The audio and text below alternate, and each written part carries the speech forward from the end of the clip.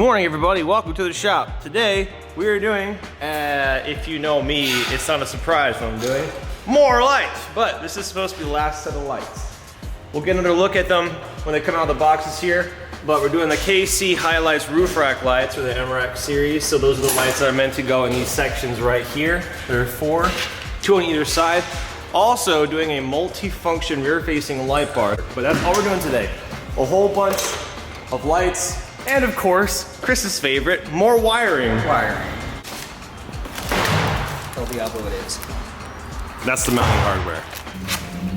There you go. There's your light bar.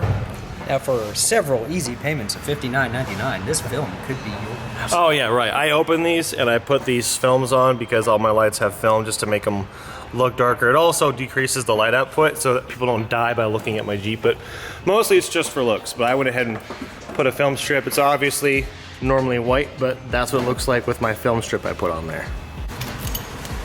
4 hardware packets, 4 lights, and several of these. This is the rear-facing light bar. Delicious. Dave, we're recording a YouTube video. Do you mind? Sorry, I'm struggling over here. Juggle off camera. Jeez.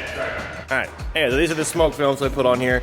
These are 5 or 6 inch long diodes, a lot like the flashers I have, but it's a multi-function bar. So you have, I believe, white, white, yellow, yellow, red, red. But you'll see here when we put it up. What's the hardware for it? The ones that it came with don't appear to fit, so. Make a note of that. I've tried every full function, so. Well, I trust you over a piece of parchment because that's what past experience has shown is you know how to make things work. Even if the paper says it works otherwise. Papers lie! It may not have been how God intended it, but it's how I intended it. So it's in the tracks just fine. We do have to loosen this and bring it forward to fit in this well a little bit better.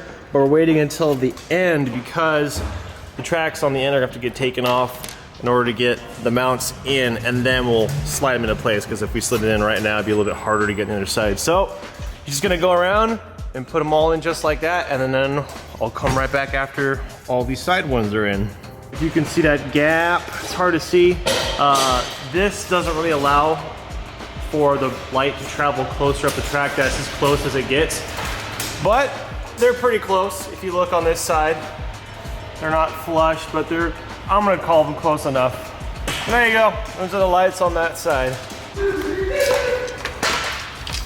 Dave, again with the video. Okay.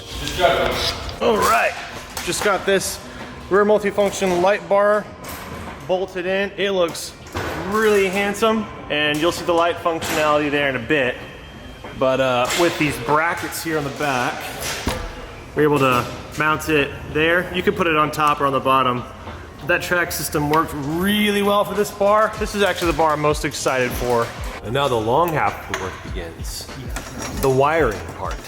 Because putting the lights on isn't so bad, but as you look closely and consider everything that needs to be done to make everything work the way we need it to, especially with multi-function light bar here, and the one in the front also has multiple functions, then you got like puzzles to do. Just zip tying away, trying to get all these cables run. That's it out of the way. We're trying to get it into this area because somewhere over here in this corner is where we're gonna drill the hole.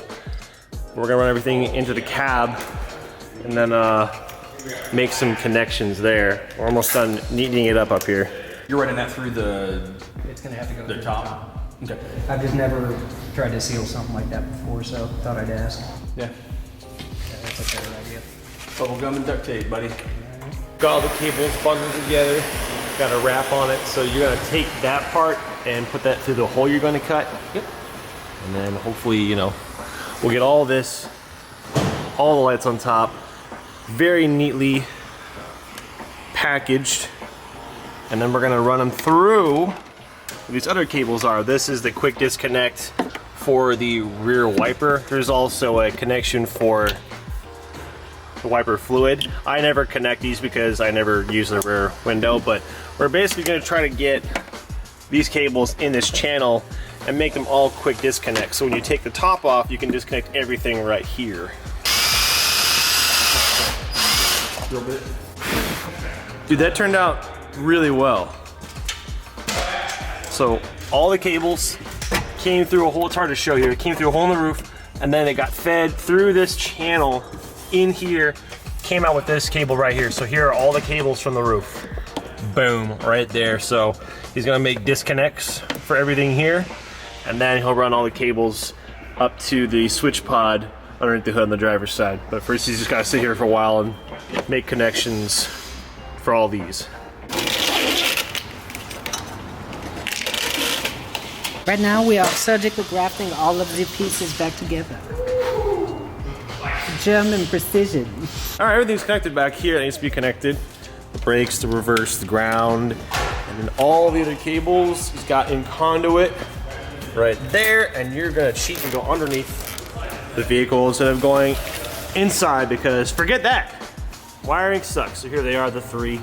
They're gonna get up, and then it's a wiring job up here for the S-Pod. It's just a matter of figuring out what's what, because we got,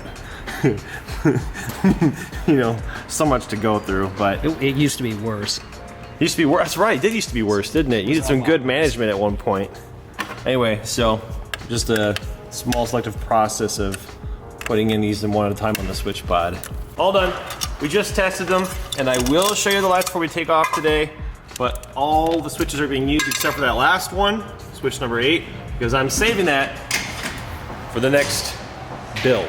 So it's not very pretty. In fact, I'll probably have a custom connector made. These two are useless, by the way. They're just hanging on there. But everything has a quick disconnect now, so we can take the top off. Now we're going to test it. Okay, sweet. There's the brakes. There it is. All right, cool. Yeah, you got it. And then hit switch 2 that says emergency on the S-Pod. Yeah. So those are the yellows up there. That's the flashing pattern. And I have them wired to my other ones that I had before, so that looks awesome. Sweet, so there's the front light bar. And I can tell they're already quite a bit dimmer with the tape on, but I like it that way. So, sweet. Looks sharp up there, dude. How do you like your Jeep that you built? Oh, I love it. It's like a cockpit in here. It's like a command center. Got visuals. Dave, you're on camera, you're supposed to be juggling. There you go. Hey everybody, those are the KCHiLiTES roof rack lights. I go for that roof rack right there. If you want to watch us install that roof rack, we did that a few weeks ago. You can check that out. If you like these lights, links to those are in the description. I've done lots of other lights by KCHiLiTES if you want to check those videos out in the Route Tuesday series. But that is supposed to be it for the lights. Hope you like them. Thanks for watching, and I'll see you next time. Bye.